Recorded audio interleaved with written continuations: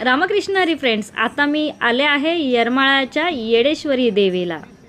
तुळजाभवानीचं दर्शन घेतल्यानंतर येडेश्वरीचं दर्शन घ्यावं लागतं, तेव्हाच ही यात्रा पूर्ण होते।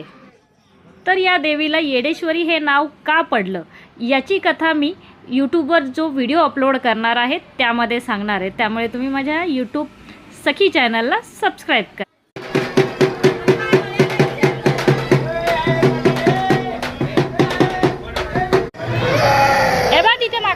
तिथे माकडे आम्ही दर्शनासाठी गेलो आणि तिथे खूप गर्दी होती, कारण तुळजाभवानीचे सर्व भक्त तिथून दर्शन घेतल्यानंतर इथे येत होते आणि त्यामध्येच आमचा शिव खाली पडला आणि रडायला लागला।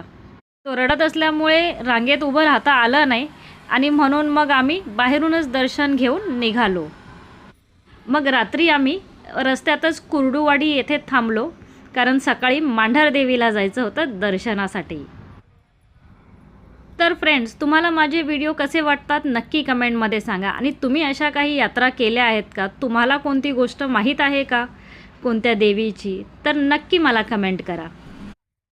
हॉटेलमध्ये तिथले बेडशीट चादरी एवढ्या सफेद होत्या की पाय धुतल्यानंतर सुद्धा तिथे बसायला आम्हाला भीती वाटत होती की पायाचे काळे डाग पडतील की काय। तुम्हाला पण असा काही अनुभव आला आहे का? नक्की माझ्यासोबत शेअर करा।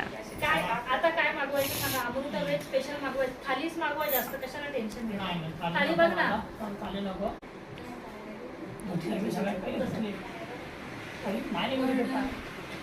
सफेद आहे बाबा सगळं।